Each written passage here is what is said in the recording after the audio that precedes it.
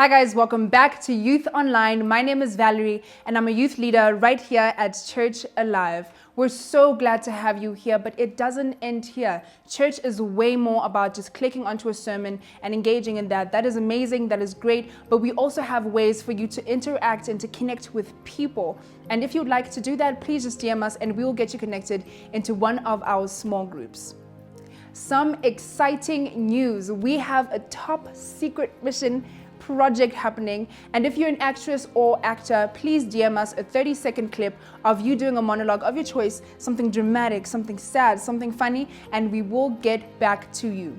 Some more exciting news. We have a worship night every Wednesday at 4:30 with our incredible band who will be rocking the house down. And also, please keep your eyes glued to our website for more information about a prayer and fasting week that's going to be happening from the 15th to the 19th. If you joined us last week for our Real Talk series, we went in and spoke about race and the issues pertaining racial injustices all over the world and in our own country. This week, we're speaking about that again, but in more depth. And we've got some more people here to speak on their experiences because we've all had an experience. Watch theirs and send us a 30-second clip on yours.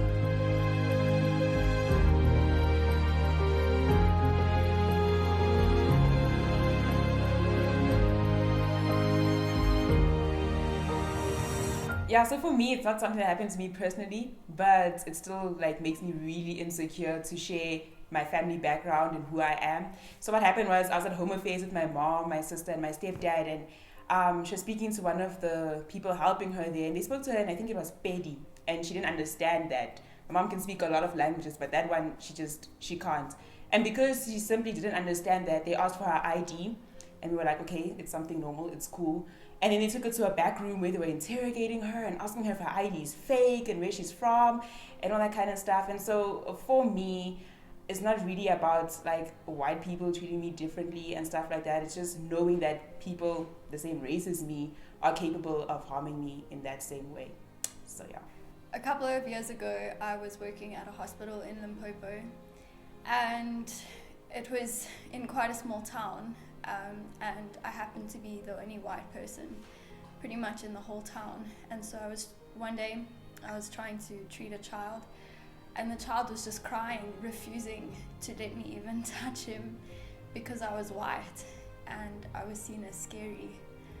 And it was just so difficult for me to, even though my heart was to help that child, it was so hard that based on the color of my skin, my help was refused because of a previous idea that potentially had been taught to him that white people are dangerous and that they cause harm on black people.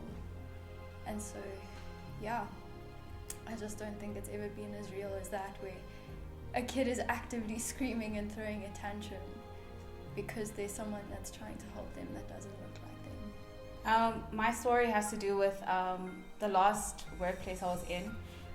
It was a white-dominated workplace, so they were very Afrikaans, and they'd always just speak over me or sometimes show me jokes about black people trying to speak Afrikaans, and they were saying that, okay, we're going to teach you Afrikaans.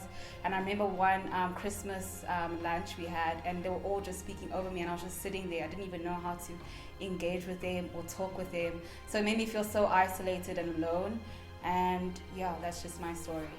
So for me, it was more of a stereotype, the stereotype that white people can't dance. And I understand there are certain people who generally can't dance, but I remember going to a party and I happened to be there with a friendship group who was majority of color.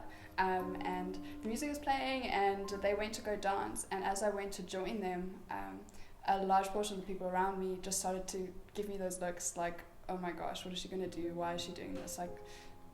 What does she think? And it hurt because I understand I might not necessarily be the best hip-hop dancer. I can totally acclaim to that, but I've been dancing since I was 5. And it's a way that I communicate and I express myself. And so it just sucked being looked like that just because of a stereotype and these people who didn't actually know me. So, yeah. Yeah, so I've had an encounter with black people, and it personally has really changed my life forever.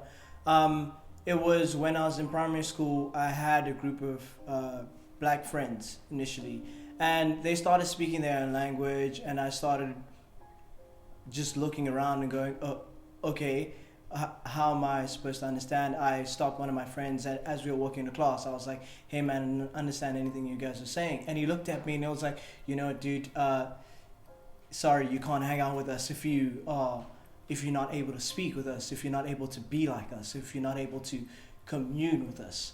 And that has changed my perspective on how I do my best to reach out to other people about this issue, but it just breaks me to see how people who've been raised like me, who've moved from countries to other countries and had to adapt to different ways of living, and it's just really broken me of how people are treated in my sense. Yeah, man, I've definitely had countless racist encounters. I'll give you one. One time I was with my family and we were all just chilling at a place. We went out for drinks, I think. And my younger brother was looking at this bike, very nice bike. And the owner of the bike, who happened to be an Afrikaans person, so I'm not insinuating that just Afrikaans people are racist, but he came and he was like, hey, why are you looking at my bike? And he used a very nice word. And then it became this whole back and forth, arguments ensuing, and out of the blue, homie just pulled out a gun. And I think the saddest thing for me was that wasn't even my first encounter with a gun, certainly not my first encounter with a weapon, or having somebody pull out a weapon on us. So I think what was strange was how okay I was. I was so calm. But yeah, I've had that experience. I've had many others. It was interesting. It's very, very interesting. Yeah, man, my situation is one that I think is very common. I'm sure every single black person has experienced this, where you're standing in the line at maybe Pick and Pay, Checkers, and a white person is in front of you, and they get different treatment from when you now enter the till. They get, hello, good morning, how are you doing? Oh, nice to meet you. They greet the children.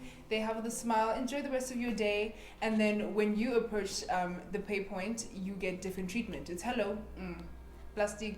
And it's like, it's discouraging to see black people treating their own people in that way. I mean, we're facing racism, but then what do you do when it's your own people, when it's your brothers and sisters? So yeah, that's just me. Hey there, we hope you enjoyed that. Don't forget to like, subscribe and follow us, and turn on the post notifications to keep up to date with our latest content. We'd really love to hear from you, so drop a comment in the comment section below. You can even DM us for any prayer requests or visit our website. You can even WhatsApp us on our WhatsApp line. Stay connected.